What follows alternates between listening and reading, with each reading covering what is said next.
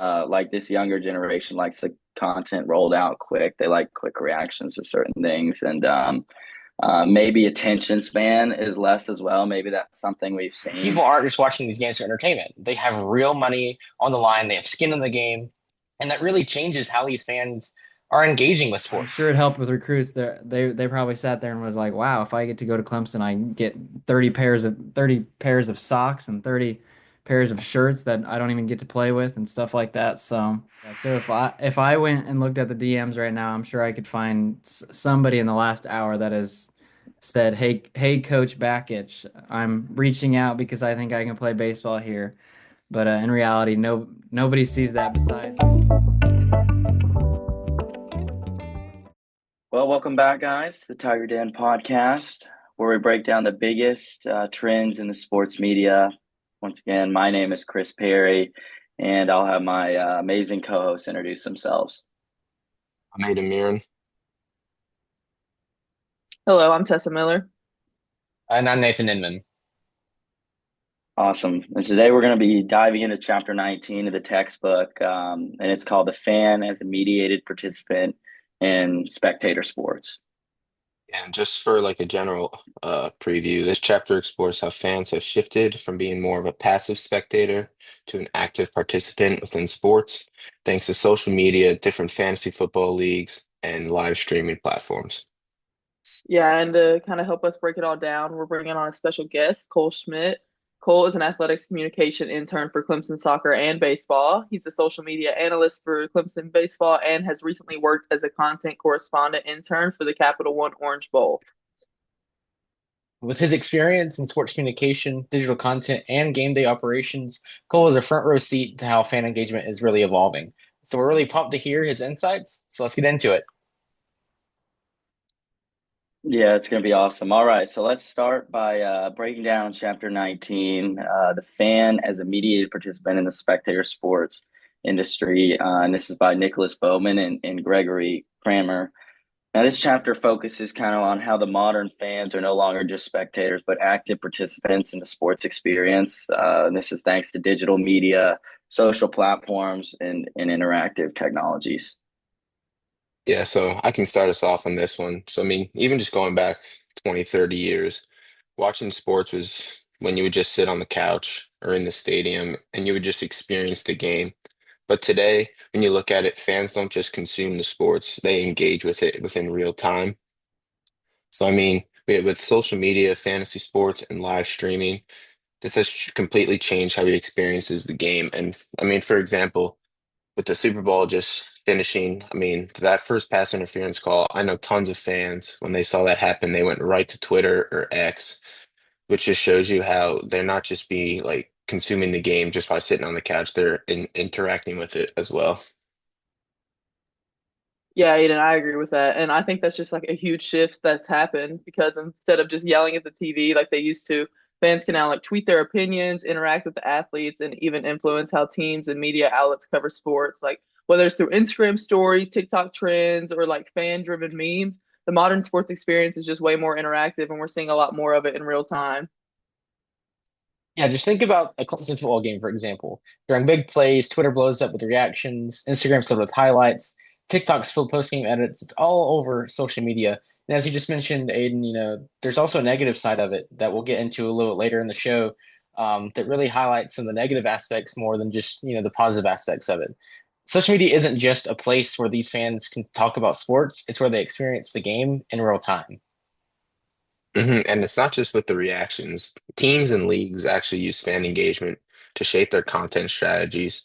I mean, if a certain player or storyline is trending, you'll see how teams like lean into that with their social media posts, and the fans almost direct the conversation. I mean, for example, when you look at the arrival of Coach Prime to Colorado earlier in the year, I mean, it completely changed how the team was covered and viewed on social media. Colorado went from like a lower mentioned program nationally to constant trending topics and posts tailored to the Prime effect. Yeah, I think that's a good example, Aiden. I'm also thinking of kind of the how the NFL has embraced memes over the past couple of years. I mean, I think I've specifically noticed teams like the Chargers and Falcons kind of adopt this agenda where they build their social media identities based on engaging fans and hilarious or fan-driven content. It seems like a new era of social media almost, and like looking at the Chargers social media, for example, it seems like it's a daily thing. Like it's not just something that like when I follow the Texans media, it's like Victory Monday. They'll post like a meme about the team they beat or something like that. But with the Chargers, like they've really adopted a complete fan experience where it's a daily thing. They'll like for example, I was looking at one of their most recent posts. They posted like a lookup menu, like the lookup on Google of a football player, and the first search result is Derwin James, like one of their top players on defense. So I just thought that was interesting.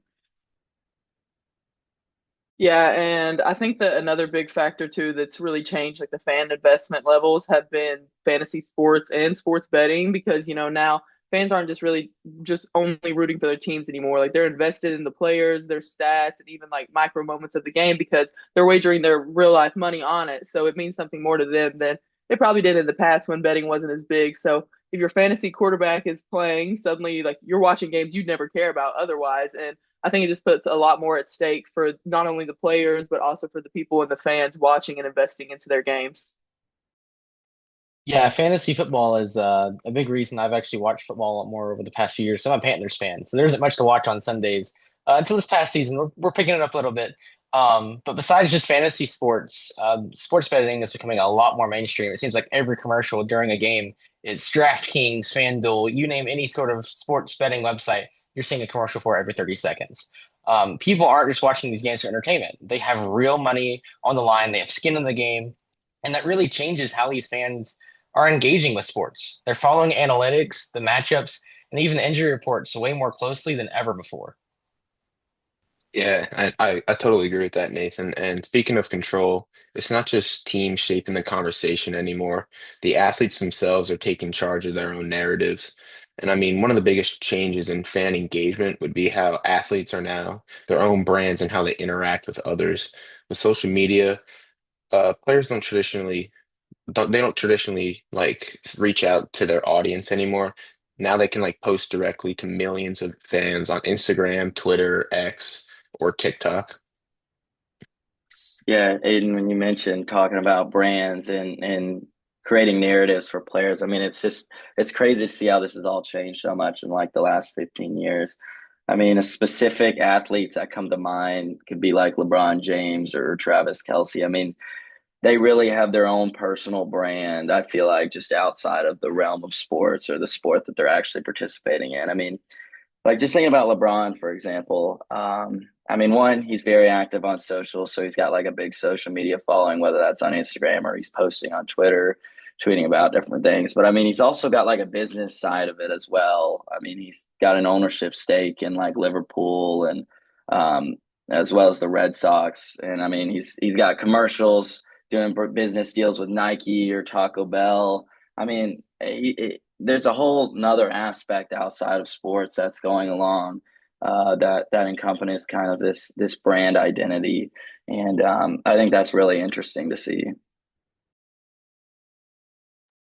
Yeah, Chris, I really do agree with you, but I think that it's also important to mention that how the risks that come along with that, because just as easily as they can build up a good fan base and like show themselves in a great light, it can be ruined that quickly, as we know, because one bad post can go viral for all the wrong reasons, and not only do they represent their brand, but their team as well. And so we've seen many athletes get into huge controversies over simple tweets, Instagram stories, or even live streams that they were just having fun with that happened to go really wrong because they either said something or did something that was perceived wrongly in the media. So the direct connection is very powerful, but it also is a double-edged sword for many of these athletes. Yes, we've talked a lot about a lot of changes going on in sports media today, but there's one more big change we haven't really touched on. So fans aren't just consuming content. Now they're creating it. Like at YouTube highlights, TikTok breakdowns, or even fan-run podcasts. Anyone can have a podcast. I mean, 10 years ago, maybe the one platform you could get big on talking about sports was YouTube, but now it's, Instagram, TikTok, Twitter, or X, whatever you want to develop a platform on, just as a fan, you can do it now. Um, and so that's been a really big change over the past few years. with podcasts or even just self journalists now have become a lot more larger of a thing. So some of these get more views even than traditional sports media themselves. Yeah, and I think that's a great point, Nathan. I feel like you can look at platforms like House of Highlights. They started as just a fan account, and now they have millions of followers. Like traditional broadcasters are having to now adapt because fans would rather get quick, engaging highlights from social media than sit through the full like Sports Center episode. I mean, you can look at the NFL. They partnered with YouTube for like the short form highlights because they understand that fans don't want to see the whole game again. Instead, the big plays and mic'd up moments get directly posted onto social media because that's what they know that the fans are attracted to. Yeah, House of Highlights is a big one that's blown up lately, and I think the numbers kind of back that up as well, Aiden. Um, I think we've seen over the past few years that ESPN and specifically like Sports Center shows like that, talk shows and highlight shows, they have lost a lot of viewership due to Instagram, TikTok, Twitch, or these other kind of applications that have blown up lately. I mean, I've been kind of big onto TikTok lately. Whether that's just looking at like edits of players that show up, and I mean, it's just like it's. I think it's blown up so quick because like this younger generation likes the content rolled out quick. They like quick reactions to certain things, and maybe attention span is less as well. Maybe that's something we've seen, but I mean, it really makes me wonder how much longer like these like shows like Sports Center or First Talk or whatever it might be, like actual shows that you sit down and watch, like how long are those going to last? Yeah, the rise of TikTok is kind of crazy. And we've talked about how fan engagement has evolved, but it's not all positive. With new technology and platforms also come challenges for teams, athletes, and even the fans themselves. Yeah, yeah, you're right. There's a big negative side to that, Aiden. And like one of the biggest issues is kind of how toxic the online spaces can get. Social media's made it easier for that, right, to exist. And for fans to interact with like to have a medium to interact with athletes and teams and flood them with criticism. I see it a lot in soccer, and it gets to a point where it's pretty bad when it comes to like racism and harassment. I think we see a lot of that. And like the idea is maybe that soccer has a more passionate following. I know there's a big, like a large passionate following of teams in Europe. I mean, I think we could all agree that there's like no room for that in sports, but it's unfortunate that like it's become more prevalent lately due to social media. I agree, Chris, and I feel like that goes back to something we kind of talked on earlier with how quick an athlete's brand can kind of get destroyed. And I think it's one thing for fans to hold athletes accountable because they do have the platform, but it's another thing just to go straight to harassment. Like we said with sports betting, so many people and athletes will get death threats because they sold their parlay or they didn't hit the numbers they needed to in the game, and that just goes like far beyond what it was ever meant to. And it's not even just the players, like coaches, refs, and even team social media managers deal with crazy amounts of negativity as well. Like we've seen cases where athletes have had to turn off their comments or even leave social media for the duration of their entire season just because of all the backlash that they're having to face. Can I Yeah, jump in and say something real quick, Nathan? I didn't mean to yeah. cut you Go off. ahead, Chris. Yeah. I just have a question, Tessa. Like, have you ever like experienced any backlash from fans? I mean, as an athlete of any sort, like, are you affected? Like, are you affected at all mentally by like what you see on social media comments? I mean, just from like an athlete's perspective, I'd love to hear your perspective. Yeah, so that's a good question. I personally don't really care about that kind of stuff. I'm pretty good with just tuning it out, and it doesn't happen on a large scale at all to me. If it did, I would just delete it and go on. But like my freshman year, we were a mid-major team, and we made a good run in the NCAA tournament and upset Oregon, who was a higher seed than us. And then we went on to play Tennessee, and of course, we lost like by 1 or 2 points or something like that. And I had a teammate who actually missed free throws to help us win the game. And after the game, she got like death threats and everything like that. And we were like, guys, we're just a mid major. Like, we weren't even supposed to be in this game. And so it was crazy. And to see how it impacted her, like, it really bothered her for a while. So I think that while it hasn't been bad for me, I definitely have seen it like within my teammates and other people where, it's just gone way too far. And it really does like mess with them mentally. Yeah. Yeah, and I think a large problem because that's caused that problem is the anonymous factor that comes with being on the internet. These profiles aren't always using an actual picture, an actual name, so we might not know really who's behind the account, and it makes people feel like they can say anything when they have that sort of account. So if a player drops a pass, suddenly their DMs are just full of hate messages. I think back to just a couple months ago with Mark Andrews and the Ravens against the Bills. He had a fumble earlier in the game, and then the drop 2 point conversion catch. And then all the backlash that came after that game was crazy to see. But the good thing that came out of that, at least, was the Bills fans, Bills Mafia, rallying around him with the donations to that charity. So it's good to see that even though there is the bad, toxic side of the internet that comes through social media, there's a lot of good that comes out against that sort of helps outweigh it a little bit. But overall, the toxicity, it can be a real issue that teams and leagues are still trying to figure out how to really properly manage. Yeah, that's great. And I think we've covered a lot of great topics today. So kind of just to sum it up, like we just want to kind of reinstate how fans today are just more engaged than ever. They're shaping the conversation, influencing team strategies, and even creating their own content that just rivals traditional media that we've seen in the past. So the days of just watching sports are over, I believe, and I think that fans are now an active part of the game. Oh yeah, I agree 100%, Tessa. And speaking of people that have are shaping sports conversation, let's bring in someone who knows a little bit about this from an inside perspective. Cole Schmitt, who works in Clemson athletics once again for soccer and baseball. He's got firsthand experience managing socials, fan engagement, content creation, whatever it might be, at both the college and pro level. So let's get into that.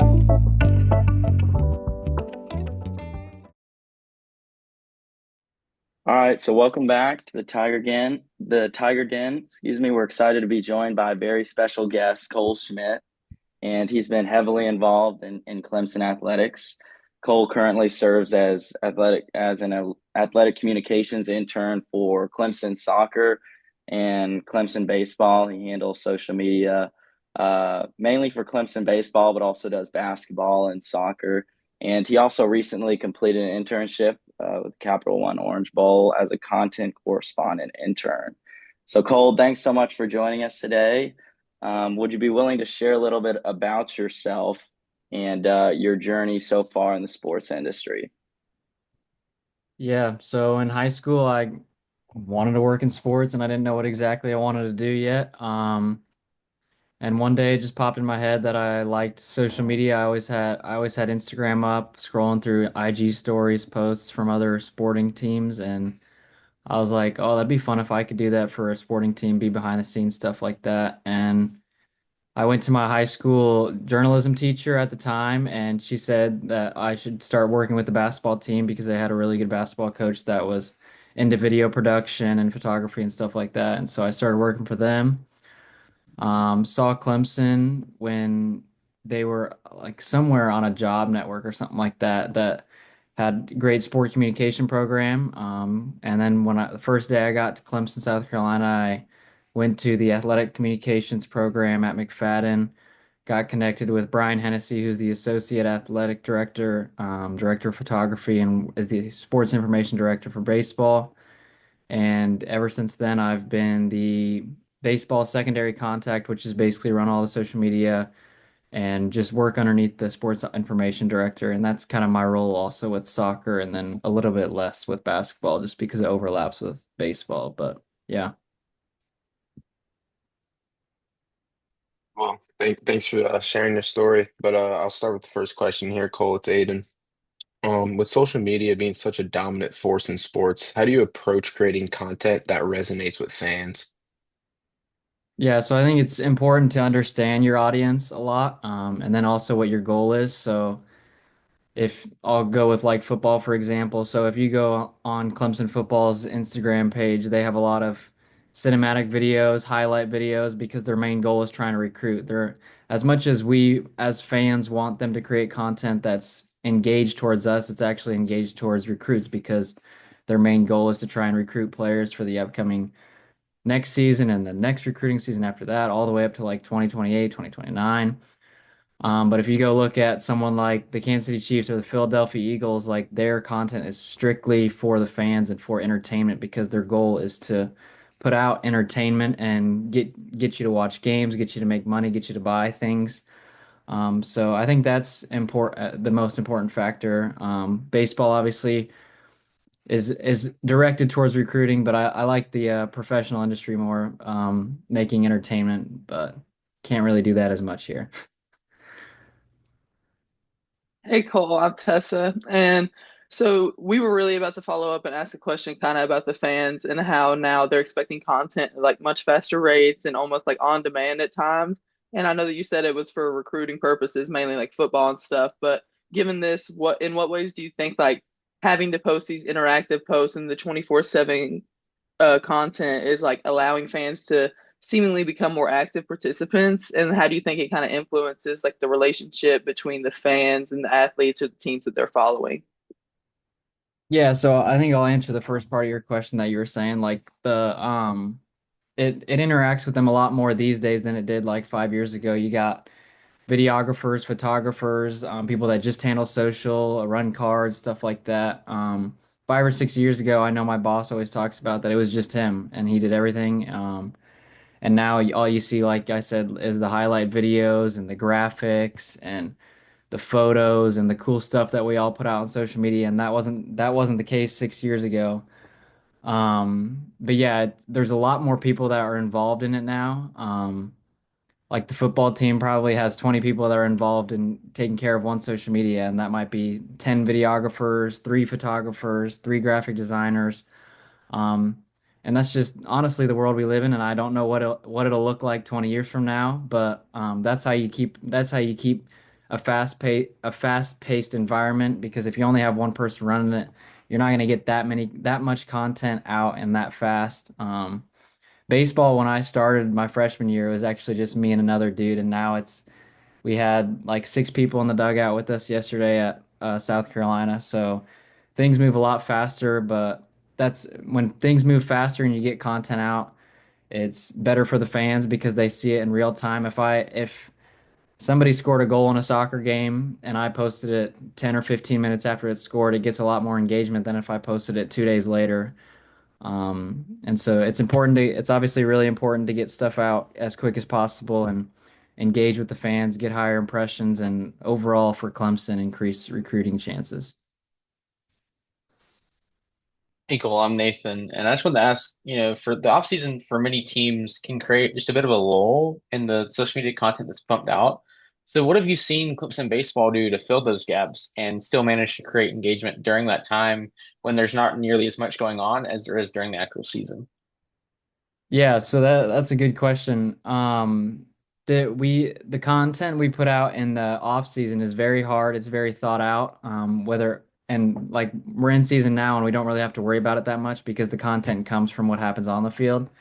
And so during the off season, we try and focus on things that, like I said, our goal is to increase recruiting, and how do we do that with no games being played on the field? And so that'll consist of gear that student athletes receive that not a lot of people see, or locker rooms content, weight room content, what players receive like food wise, nutritional stuff, just to see have recruits see what it's like behind the scenes, and engages with fans. Obviously, I think we posted a video like a month or two ago of like all the baseball gear that recruits received that wasn't like on-field gear, and it was a big hit. And I think some of the fans were upset that they don't sell that in the real market. Mm. But I'm sure it helped with recruits. They probably sat there and was like, "Wow, if I get to go to Clemson, I get 30 pairs of socks and 30 pairs of shirts that I don't even get to play with and stuff like that." So the off season is definitely hard, but we take a lot of time to make sure that our content calendar that helps us out is perfecting what we're putting out and when we're putting it out and making sure it hits our goals. Cole, Chris here. It's interesting how you say social media is so influential towards recruiting. My question is like, generally speaking, is there a social media platform or application that you feel you focus most on, whether that be Instagram, X, or TikTok? I don't really know all the accounts Clemson baseball's on, but and then also my follow up is, do you notice any differences between the audience and like the fans, I guess, as far as demographics go on each account? Yeah, so the one thing I'll say, well, I would say mostly TikTok for a lot of young kids, but actually, if you go look, I don't know if anybody knows this, but Clemson is not allowed to have a TikTok account Mhm. because it's against some law, and I hate the law. But it's against some law that restricts the university to have TikTok accounts. So like Clemson football, baseball, basketball, soccer, gymnastics, you can go look at anything and they won't have any accounts for Clemson. Um, so Instagram, I would say, would be the most influential towards recruits, but also Twitter. Like for example, like a basketball person might have their length, their height, and all that in their bio, and so that's really important. But the one thing I would say about that is what you put out on those platforms are really important. So like Instagram is big for like reels, kind of like I said with like highlight videos and photos, but Twitter might be more of something like camps. Like if the soccer team has a camp coming up, like tweet out like, "Hey, we have a camp coming up.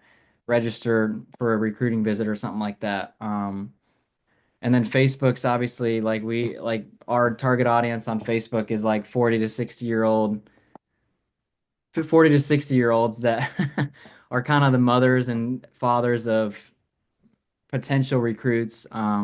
Whereas Instagram is more of a wide variety of like 10 to 28-year olds, and then Twitter is more for honestly high school and college kids that use that, and then also you get a lot of the older generation with Twitter as well, just speaking their mind. So it's really important. It's not much as important who's on it, but what we're putting out and why we're putting it out on each platform.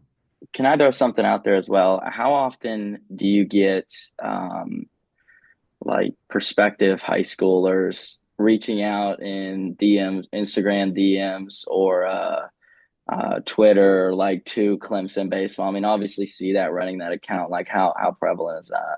Yeah, so if I went and looked at the DMs right now, I'm sure I could find somebody in the last hour that has said, "Hey, Coach Bakich, I'm reaching out because I think I can play baseball here." But in reality, nobody sees that besides the people that run the social media, and the head coaches will never see that. So, yeah, but there's a lot of kids that do that, and it sounds like just the old same old like, "Hi, my name is Cole Schmitt, and I'm 6'4". I throw 95 miles per hour, and I'm from Lexington, Kentucky." But nobody ever will see it besides me, I guess. So yeah. Well, I know that there's a lot of pro teams that have really outstanding social media teams and consistently pump out like, really cool and interesting content.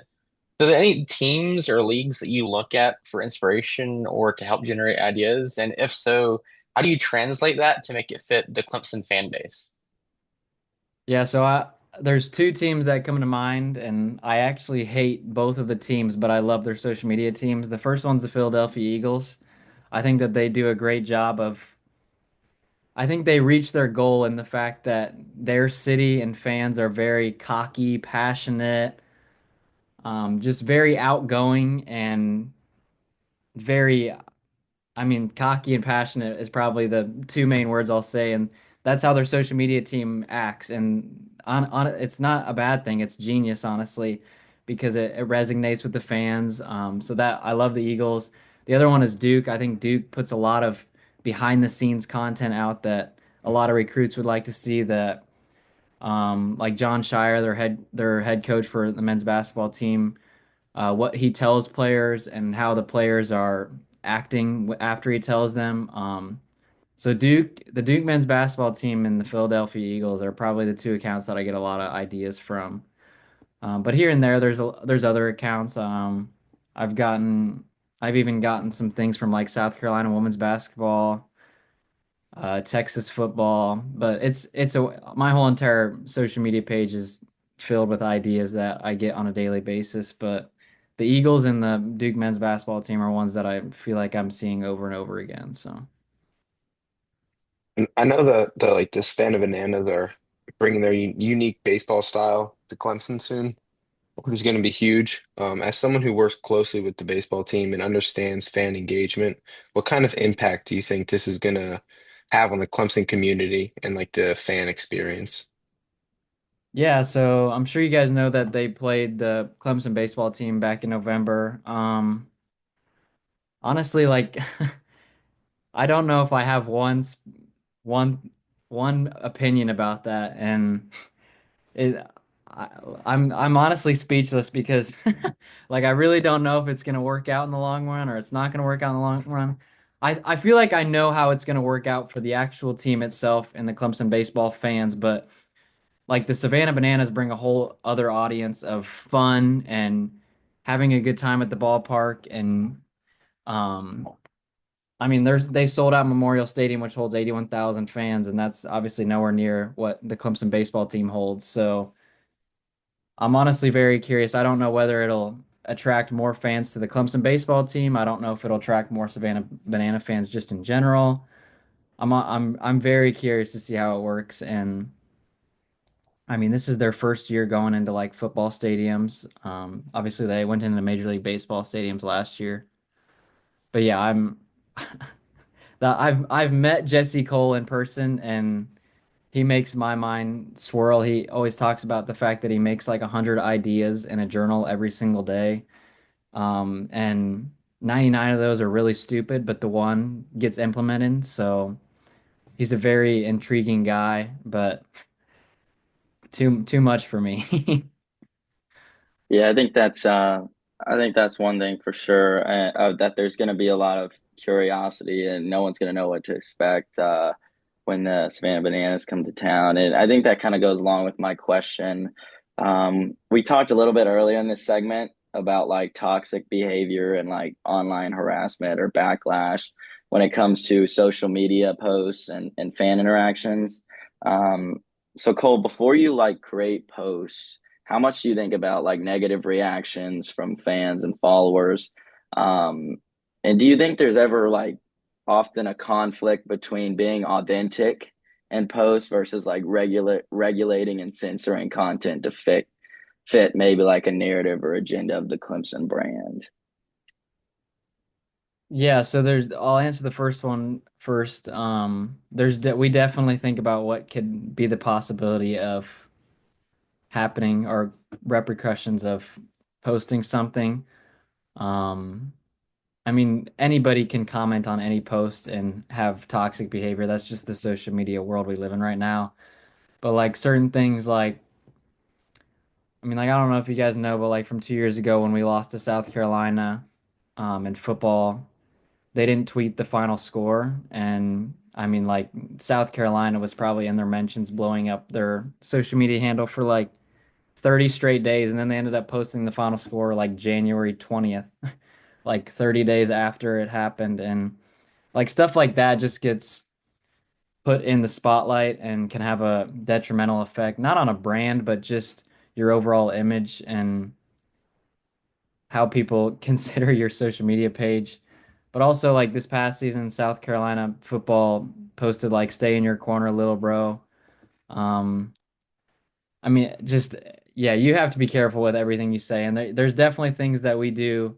I mean, this past weekend, baseball team played South Carolina, so there was definitely things that we posted and said that I mean we had to make sure weren't going to have repercussions. So yeah, it's a lot of things. Definitely like with cuss words and just like there's South Carolina players that play used to play for Clemson and obviously used to say that the grass is greener over there and there's things we wanted to say about that, but really couldn't because of those repercussions. So yeah, everything is put in a spotlight and no matter if you have a million followers on your social media page or 2 followers, something you can say will go viral and can harm your image. So you have to be careful. Yeah, and Cole, speaking of harming image, we've kind of also spoken about how athletes are now able to kind of create their own brand and narrative for themselves through social media, through the use of like NIL and things like that. So, how important do you think that is for athletes, especially because of NIL, and how are you kind of able to help them showcase their personality through the team content that you're producing for them?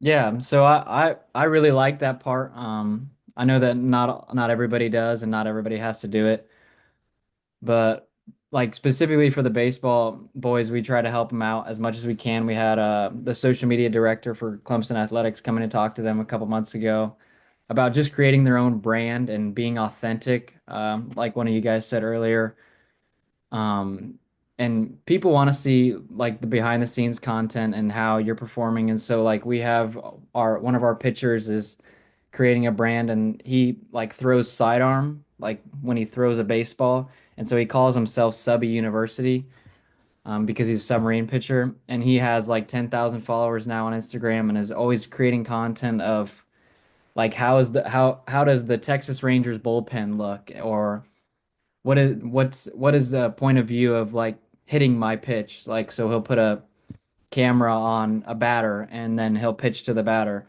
and stuff like that. And so he creates really good content. And I think at some point, like we had a talk with him the other day, that at some point, if he starts getting the views that we think he will at some point, like he'll be getting reward for that like monetary value because Instagram will want to pay him for ads because so many people watch his stuff. And so I think that's huge for NIL. And also, like if you were a Clemson, like say I work for Solely Steamers or something like that, and I see, oh, everybody follows Cade Klubnik on Instagram.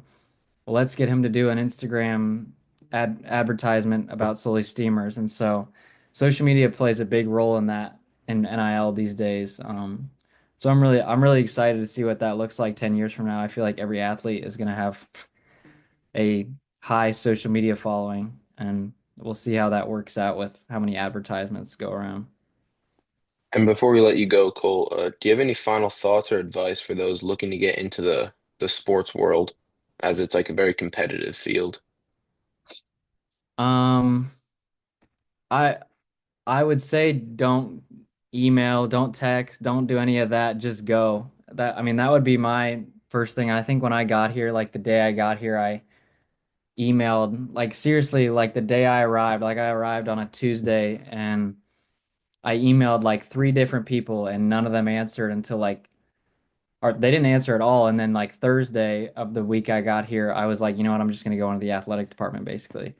And I think that just one no not a lot of people are gonna take the time to read your email because there's a lot of emails that they get and there's more important things they have to do, but it also just shows how much you care about it because a lot of people just want to work in sports just to work in sports. Like if I put out a flyer out on library lawn, they and it said come work for the football team, a lot of people would go, but only a couple would actually want to work long hours um and have a lot of deadlines, stuff like that. And so I think it just shows just get in the door somehow, whoever it is, whatever it is. And if you really want to work in sports, just I mean, do what I did, just go to the athletic department. I seriously went, just looked up where it was, walked in and said, "Hey, I want to start working here." And it just shows how much you care and already how much of a work ethic you have by just showing up in person. Yeah, Cole, thank you so much for sharing your expertise with us. You've given us a great foundation to understand how sports media producers are adapting to these big changes in the industry. And we just really appreciate your time and insight. So thank you. Thank you guys.